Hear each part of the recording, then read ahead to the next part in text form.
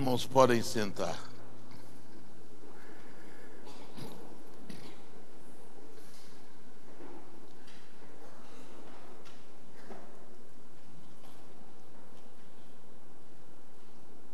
Eu quero nessa manhã fazer algumas reflexões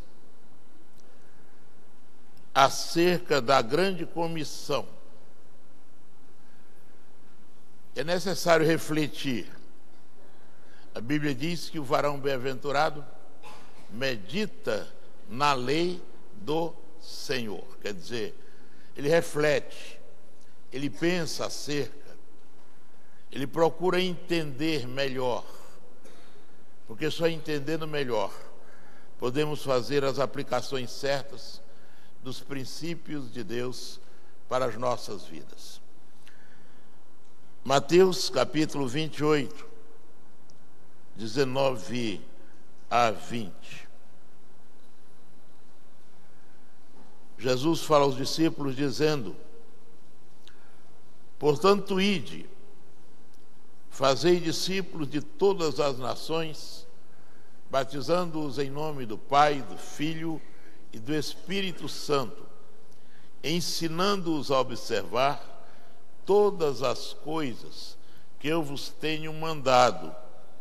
E eis que estou convosco todos os dias até a consumação dos séculos. Amém? Amém. Irmãos, eu sei que o texto é muito conhecido.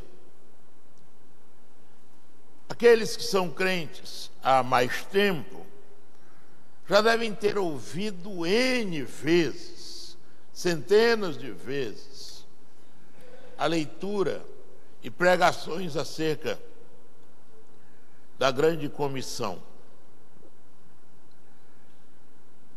Outros podem dizer: eu já sei de cor. Outros podem ainda dizer: já estou cansado de ouvir acerca disso. Mas tem muita gente que também pode dizer: estou cansado de ouvir bons conselhos, e não toma jeito. Ou pode dizer: estou cansado de ouvir palavras incentivadoras, mas continuo para baixo e deprimido.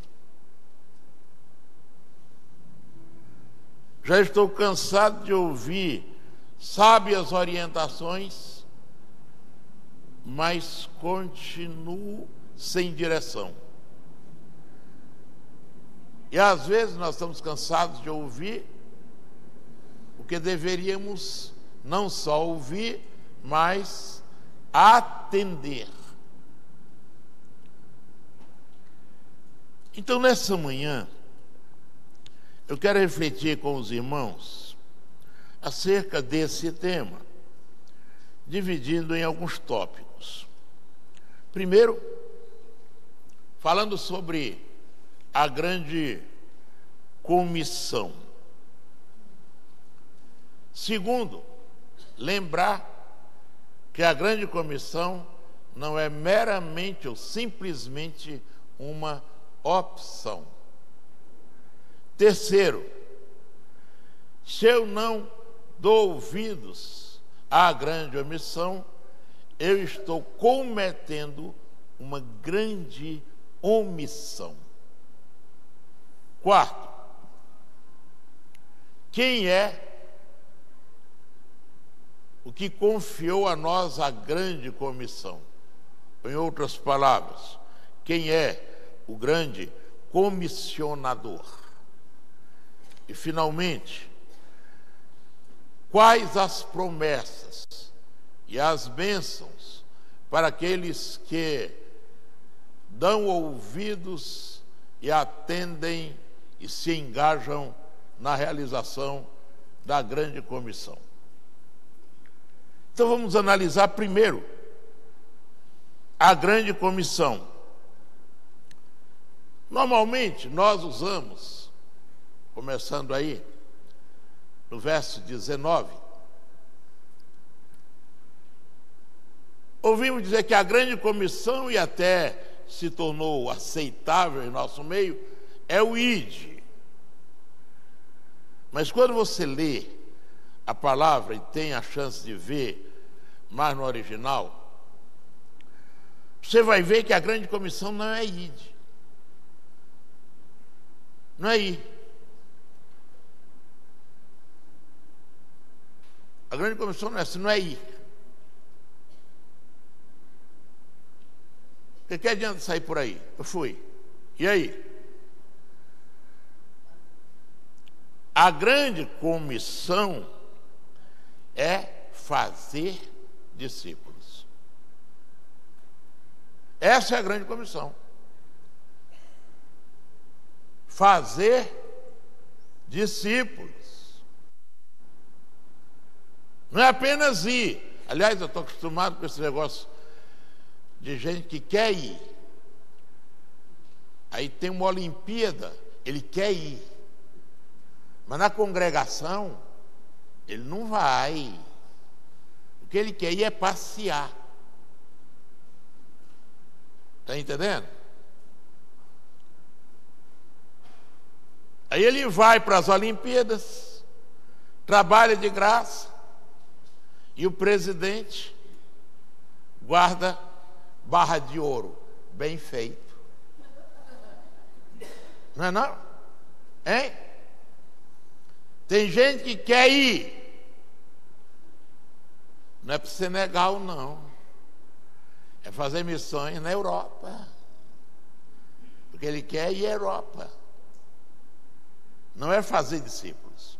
A grande comissão é fazer discípulos. A ideia é indo, por onde eu for, por onde eu passar.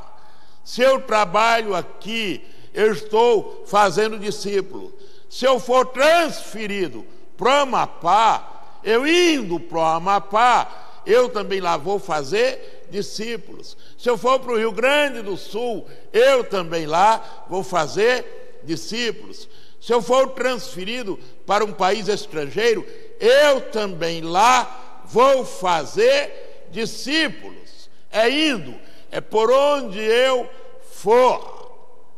Eu indo para o colégio, eu indo para a faculdade, eu indo para o trabalho, eu indo visitar minha família, eu devo fazer discípulos. Essa é a ideia.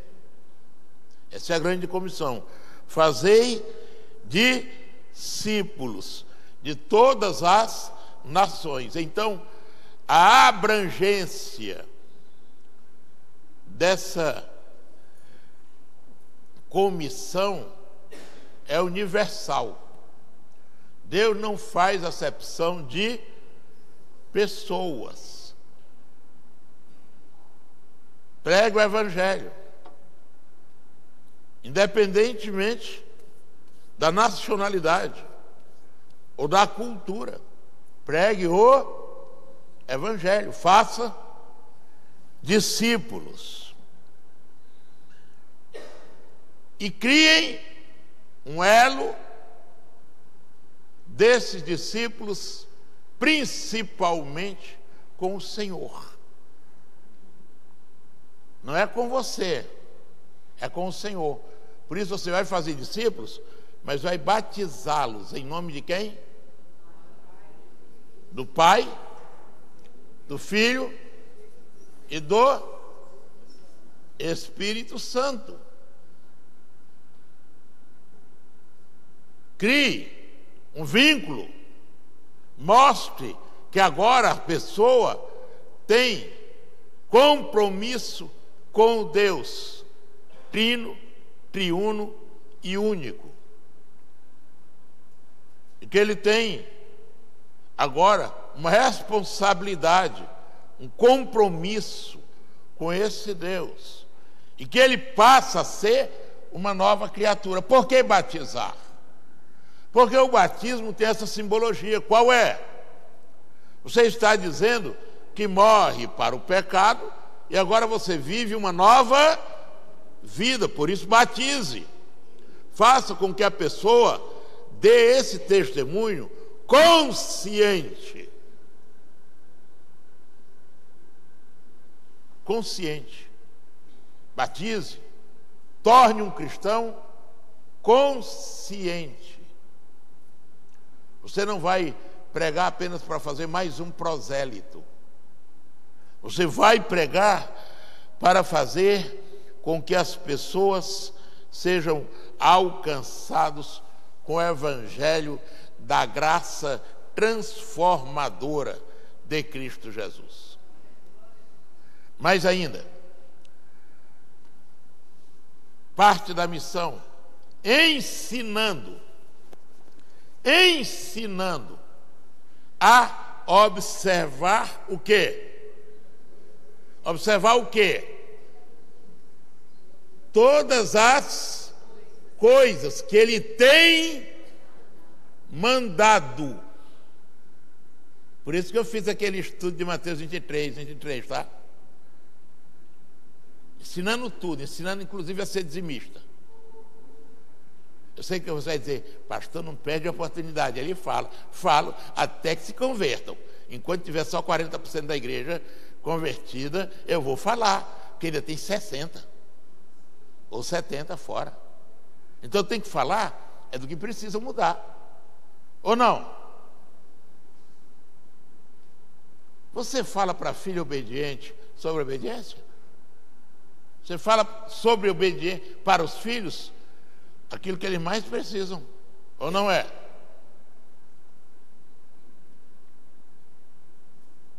Ensinando a observar todas as coisas. E como é que você ensina? Só com palavra? Hein? Você ensina com exemplo, Não há coisa mais... uma das coisas mais tristes que a gente ouve acerca de um crente é: pastor, para ser igual a fulano, prefiro não ser.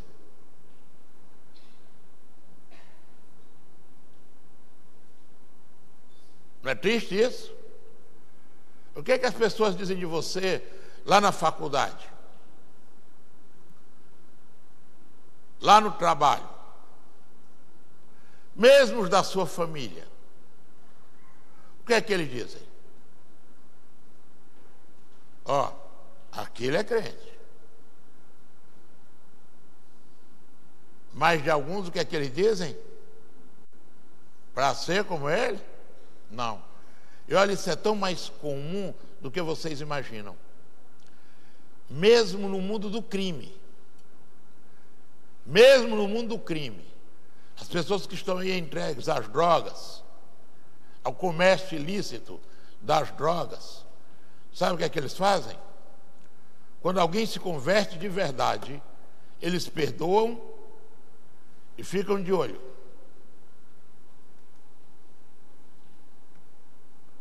Se a pessoa não se converte de verdade, apenas faz de conta que converteu, e eles descobrem, eles não dizem aquele se converteu, ele diz o seguinte: está se escondendo atrás da Bíblia, fogo nele. Eu quero dizer com muita tristeza que vários dos que passaram lá no nosso centro de recuperação, que não se converteram, já não estão mais entre nós. Já mataram. Até o mundo do crime sabe. A grande comissão nos ensina que devemos viver pregando por onde formos, e pregando com palavra e com testemunho, com exemplo, ensinando-os a observar todas as coisas que eu vos tenho mandado.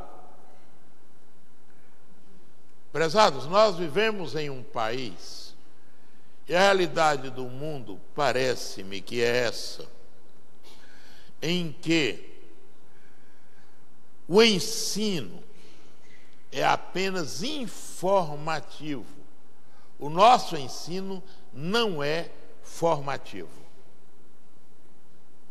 Os nossos filhos passam um tempão, e aí quando chegam no 2º grau, lá no final, eles se preparam para só fazer vestibular, só receber a dica.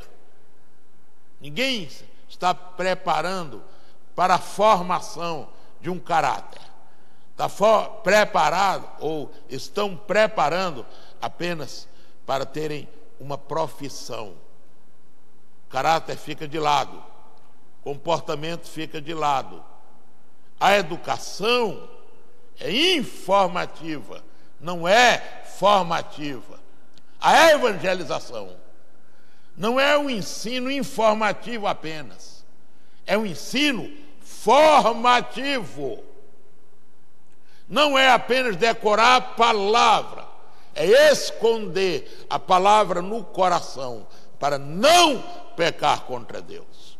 Isso é formação.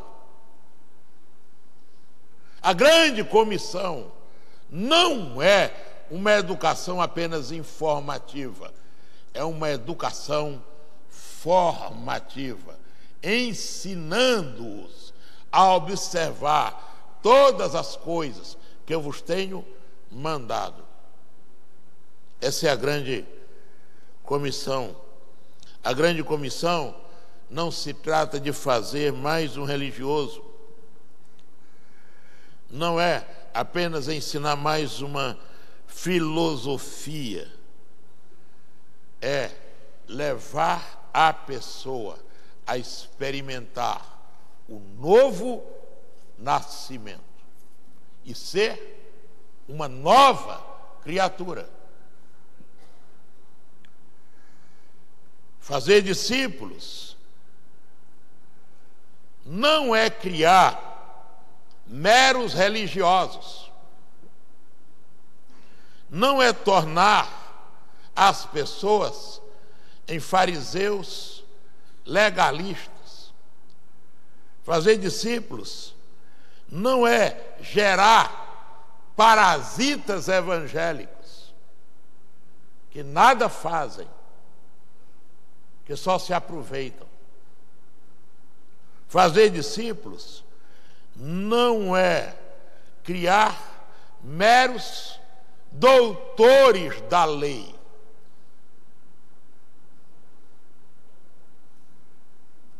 Fazer discípulo é ensinar a observar o que Cristo mandou. Seguidores de Cristo são novas criaturas que tenham um passado resolvido, um presente operoso, um futuro promissor e uma vida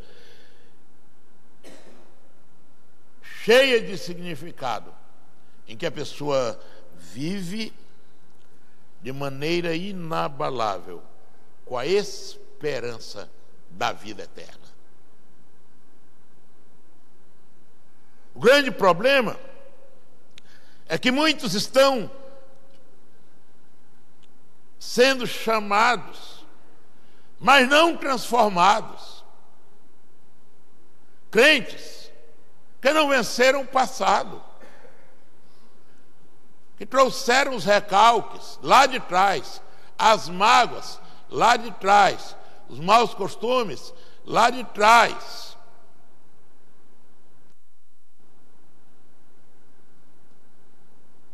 Porque Cristo disse: olha, vocês façam discípulos. E o discípulo tem passado resolvido, presente operoso, futuro promissor e uma viva, inabalável esperança da vida eterna. Você tem que deixar passado ser passado, Discípulo tem passado resolvido,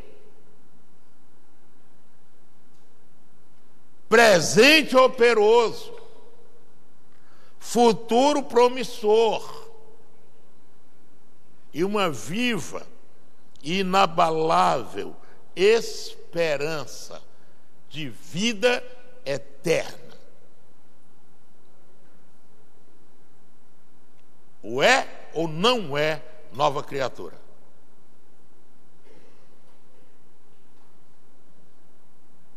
Por que ficar preso no passado? Você não se diz uma nova criatura? Se você vai evangelizar, mas vive no passado, você vai ensinar o quê?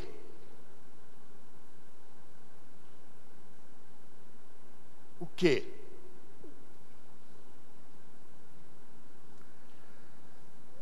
Agora, a grande comissão é importante. Eu quero citar alguns textos aqui para o seu conhecimento. Romanos, capítulo 1, verso 16. Ele manda que preguemos o evangelho a toda criatura, por onde formos, batizando-as e ensinando-as a observar todas as coisas. Para fazer isso, você primeiro não pode se envergonhar do evangelho. Paulo diz, Romanos 1, verso 16, eu não me envergonho do evangelho, porque é poder de Deus para a salvação de todo aquele que crê, primeiro do judeu e também do grego. Pregue, não tenha vergonha de pregar o evangelho. Diga como Paulo, não me envergonho. E Paulo escrevendo agora a Timóteo, na sua primeira carta, ele também vai dizer o seguinte, 1 Timóteo, capítulo 1, o verso de número 15. E ele diz, fiel esta palavra e digna de toda aceitação, que Cristo Jesus veio ao mundo para salvar os pecadores, dos quais eu sou o principal. Para pregar, você tem que ter essa convicção. Ele veio salvar os pecadores. E eu sou o principal. Eu não posso dar aquilo que eu não tenho. Diz que essa palavra é fiel e é digna de aceitação. Então pregue a palavra. Ela é poderosa. João 3, 36, que diz, quem crê no Filho tem a vida eterna. O que, porém, desobedece ao Filho não verá a vida, mas sobre ele permanece a ira de Deus. Sabe o que é que me impressiona nesse texto? É que a primeira frase diz, quem crê no Filho tem a vida eterna. E a segunda frase, pela lógica, seria, e aquele que não crê, não tem, mas não é assim não. Quem crê no Filho tem a vida eterna, o que, porém, desobedece. Não é só descrer, não. Porque às vezes você crê, mas não obedece.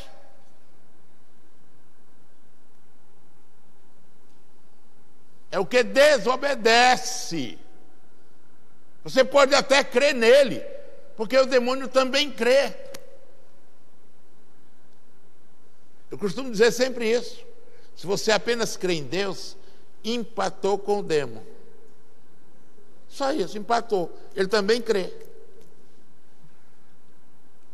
quem obedece. Aquele que obedece. E se desobedece ao Filho, não verá a vida. Sobre ele permanece o quê? A ira de Deus. Ah, pastor, meu filhinho é um menino bom, mas ele ainda não obedece. Se morrer, vai para o inferno. Meu marido é um maridão, mas não obedece, vai para o inferno. Minha mulher é especialíssima, mas não obedece, vai para o inferno. Ah, pastor, aquele meu amigo é gente boa demais, mas não obedece, vai para o inferno. Por quê? O que é que significa não verá a vida? O que é que significa? A gente quer amenizar tudo.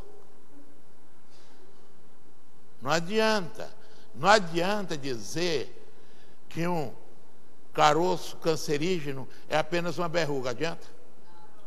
Adianta? Não se engane. Quem obedece. O que é que Cristo falou mais sobre isso? Vós sereis meus amigos se fizerdes o que eu? Em outras palavras é o quê? Vocês são meus amigos se vocês me obedecem. Do contrário, não são. A grande comissão. E ela é extremamente abrangente. Porque Deus amou o mundo, de tal maneira que deu o seu Filho unigênito, para que todo aquele que nele crê não pereça, mas tenha vida eterna. Essa é a abrangência da grande comissão. Segundo ponto. A grande comissão não é simplesmente ou meramente uma grande opção. Você não tem, se você é crente, de verdade, se você é uma pessoa transformada pelo poder de Deus e redimida pela graça de Cristo Jesus, você não tem a opção de deixar de cumprir a grande comissão. Não tem. Ah, pastor, tem a opção. Se é crente, não. Se é crente, você tem a obrigação. Você é empregado, carteira assinada, tem horário a cumprir. Quando você acorda, você apenas vai para o trabalho como opção? É? Não, meu amigo. É obrigação. Casou, prometeu amar até que a morte separe. Não é mais opção, não, tem que amar. Tem que amar. Ou então, não tem casamento. Colocou o filho no mundo, você não tem a opção de largar para lá, não. Você tem a obrigação de cuidar e criar.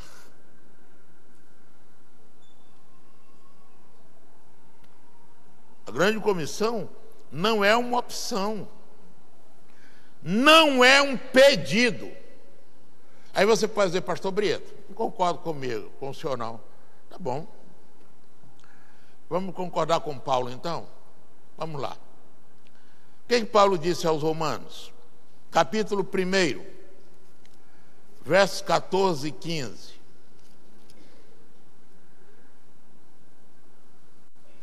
Eu sou devedor, tanto a gregos como a bárbaros, tanto a sábios como a ignorantes.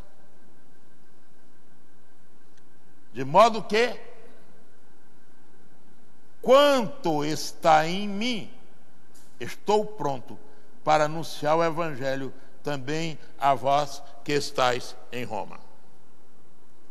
Como é que Paulo se sentia quanto à grande comissão? Eu sou devedor, eu estou devendo. É meu dever, não é opção minha, é dever meu pregar o Evangelho, tanto a gregos como a bárbaros, tanto a sábios como a ignorantes. Eu sou o devedor, eu devo pregar. Você não tem a opção, eu devo ou não pregar. Você é devedor, se você é crente de verdade, você deve, é obrigação. Vamos ver. 1 Coríntios 9,16. Ele vai dizer o seguinte: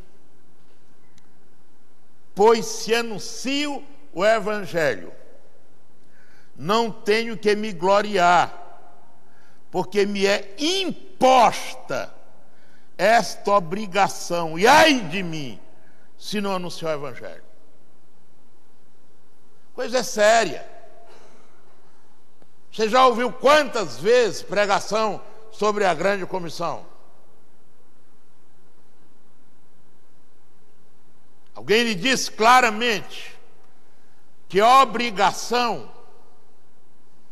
e ai de você, e ai de mim, se não pregar o Evangelho. É o que Paulo está dizendo. A grande comissão não é pedido, é ordem. A grande comissão não é pedido, é missão. A grande comissão não é apenas falatório, é estilo de vida. A grande comissão não é uma opção apenas, é um dever. É um dever. E aí diz bem claramente: se anuncio o Evangelho, não tenho que me gloriar. Aí você pode dizer assim: pastor, mas eu prego é muito. Está fazendo sua obrigação, meu irmão.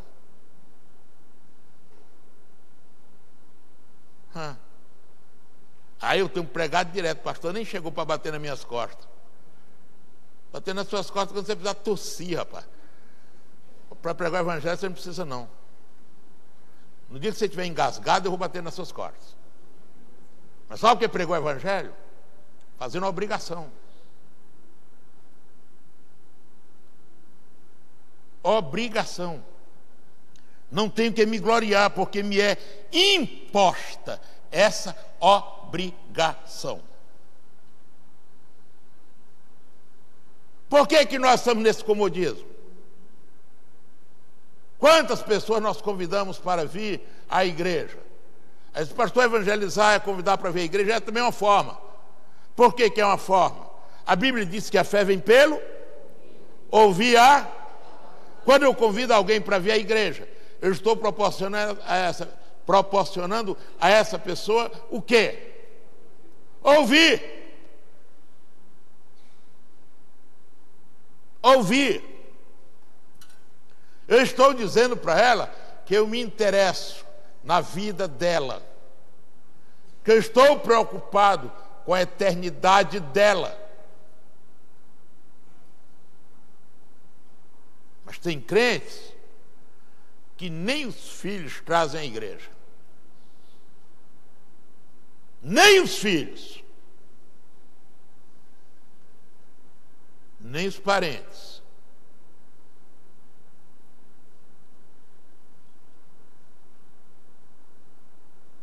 Não é opção, irmão. Como diz Paulo, me é imposta essa obrigação.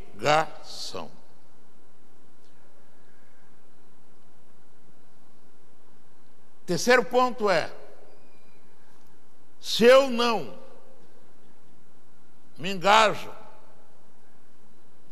em realizar a grande comissão, eu estou praticando a grande omissão.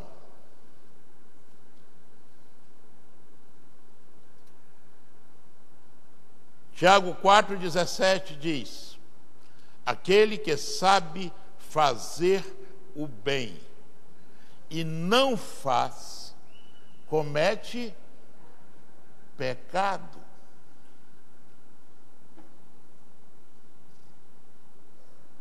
Eu não preciso mandar ninguém para o inferno. Basta apenas não dizer para ele que tem um caminho que leva ao céu. Entendeu? Pastor, não mandei ninguém para o inferno, mas também não disse a ninguém qual era o caminho que leva ao céu. Pastor, eu não gostaria de ver ninguém perdido, mas também não faz nada para ver alguém sendo salvo. Isso é grande omissão. Lucas 19:40. Jesus estava entrando em Jerusalém, a entrada triunfal.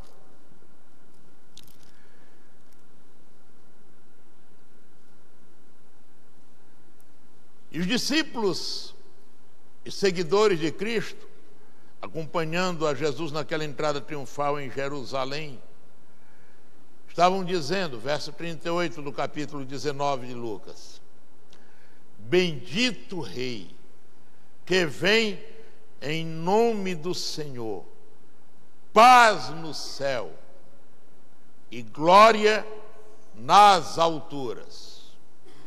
Nisso, disseram-lhe alguns dos fariseus dentre a multidão: mestre, repreende teus discípulos. Olha o que Jesus responde: digo-vos que, se eles se calarem, as pedras clamarão.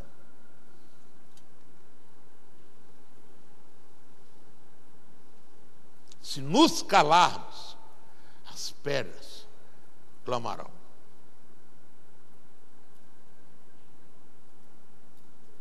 Omissão. Omissão é rebeldia à ordem de Jesus. Omissão é desobediência à ordem de Jesus. Omissão é falta de amor a Jesus.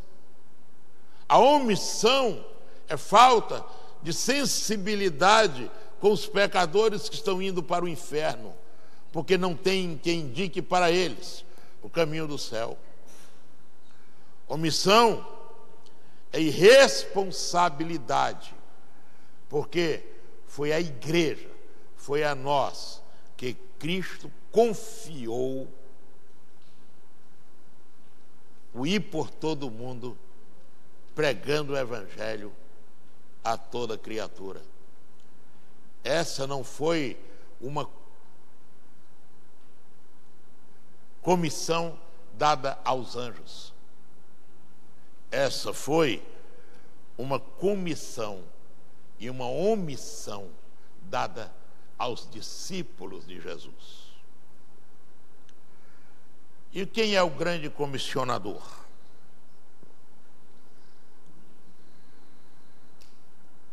Mas antes disso, refletindo, estudando, lendo sobre isso, encontrei um pensamento que mexeu comigo de maneira especial. Eu anotei. Esse pensamento diz o seguinte: quando deixamos de fazer o que Deus nos mandou fazer, então começamos a fazer o que Ele não mandou fazer.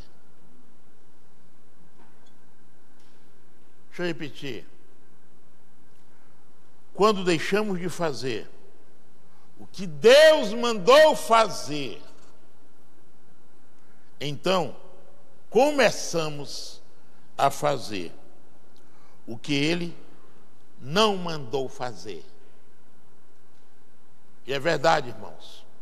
Se estivéssemos mais preocupados em evangelizar, pregar o evangelho, existiria menos murmurações, existiria menos conversa fiada, existiria menos críticas destrutivas, existiriam menos maledicências, existiriam menos confusões e menos divisões.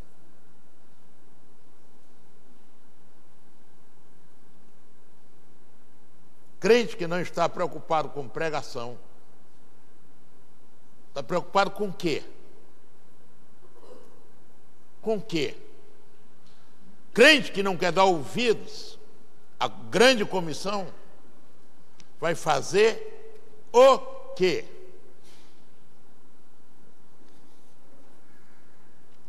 Agora pense em quem manda, em quem comissiona. Jesus. Jesus.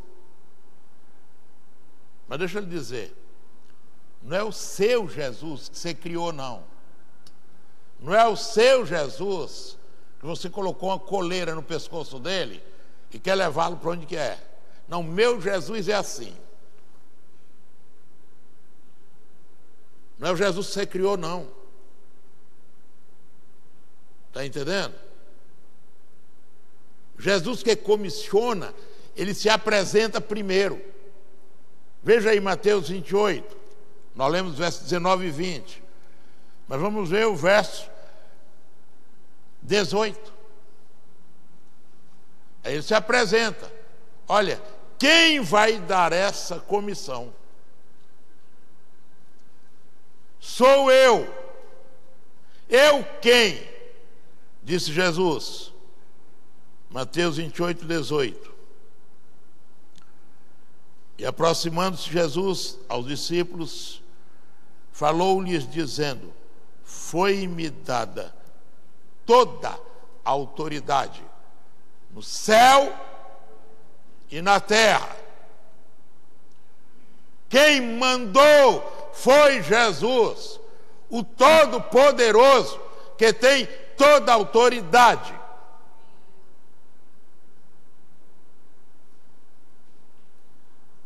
Quem é esse Jesus? Isaías diz que ele é o maravilhoso conselheiro, é o Deus forte, é o Pai da eternidade, é o príncipe da paz. Quem é esse Jesus? E Paulo, escrevendo aos Efésios, ele vai dizer no capítulo 2, versos 21 e 22. Esse Jesus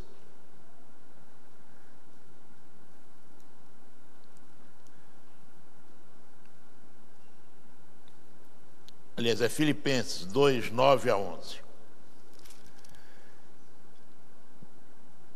Esse Jesus é aquele que Deus o exaltou soberanamente. Ele deu o nome que é sobre todo nome,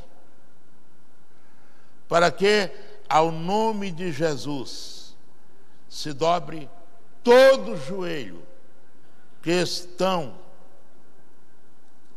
nos céus, na terra e debaixo da terra. E toda língua confessará que Jesus Cristo é o Senhor, para a glória de Deus Pai. É esse Cristo. É esse Cristo, todo-poderoso,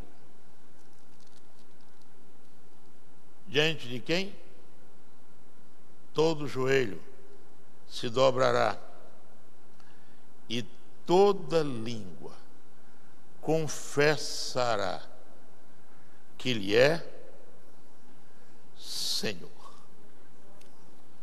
Foi Ele que mandou. E deixei por último. E qual é a grande recompensa? E qual é a grande promessa? Vamos lá. Mateus 28, 19 e 20. O pessoal da mídia pode voltar o texto?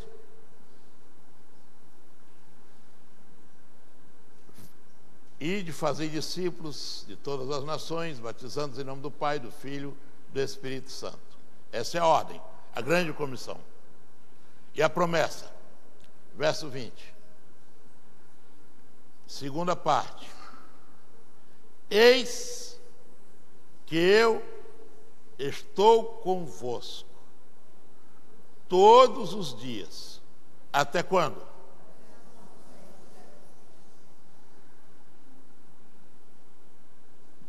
Essa é a grande promessa, prezados.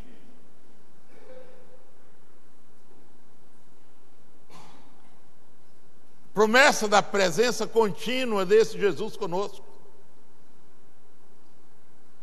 Não só em dias especiais, todos os dias. Não é só domingo de manhã, não. Todos os dias. Nem é só domingo também o dia do Senhor. E não é horário do Senhor, não é dia, tá? Eu gosto de horário do Senhor, não é de Deus, não. Aí eu sou do horário da manhã, eu sou do horário da noite. Não é de Deus, não. É o dia. E só de fim de semana, quando não tem outra coisa para fazer. Não é não. Estou convosco todos os dias. Segunda, terça, quarta, quinta, sexta, sábado, domingo inteiro, como é bom. Amém. Todos os dias. É a grande promessa. A presença de Jesus conosco é uma presença confortadora, que nos dá a paz que excede a todo entendimento. A presença de Jesus conosco todos os dias é uma presença provedora.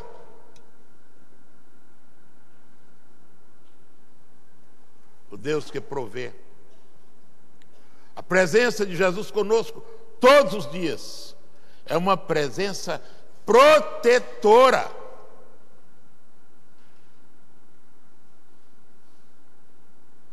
Porque se Deus é por nós, quem será contra nós?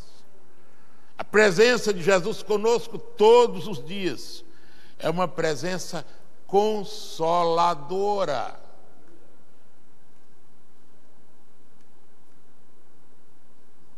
A presença de Jesus conosco todos os dias é uma presença encorajadora. Quando Jesus está fora do barco, discípulo vê fantasma. Quando Jesus está dentro do barco, discípulos apreciam o poder extraordinário de Deus. A presença de Jesus conosco é uma presença desafiadora. Porque se eu sei que Ele está comigo, por certo, eu andarei pelas veredas da justiça por amor do seu nome. A presença de Jesus conosco todos os dias é uma presença realizadora.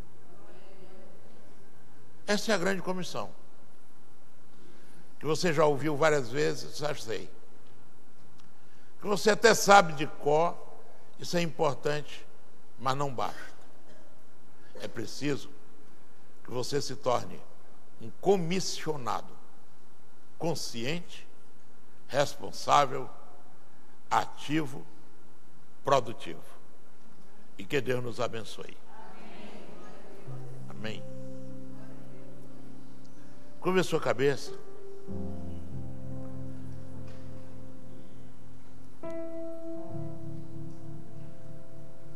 Essa grande comissão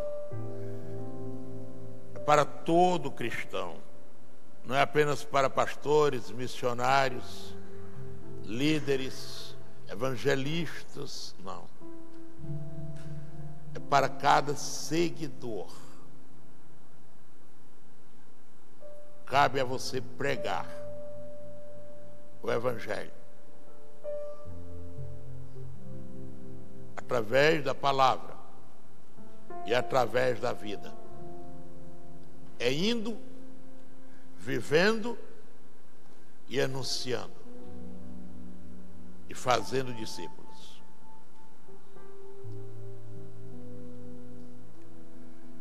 Pai amado, muito obrigado,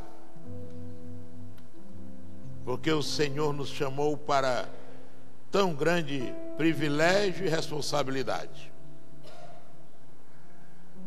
O privilégio de recebermos a confiança do Senhor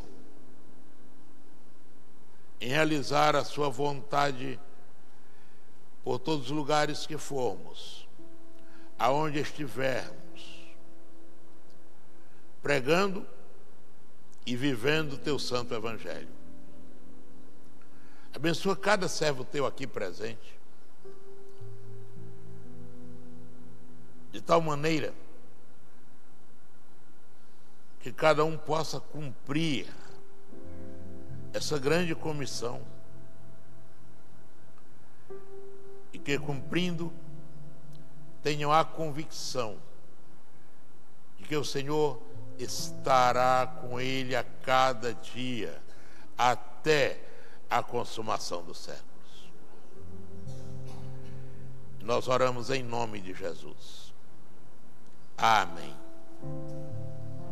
À noite, eu quero falar a vocês sobre altar e torre. O que você está construindo? Torres ou altares? Lhe aguardo no novo horário, 18h30, no novo horário. Deus lhe abençoe.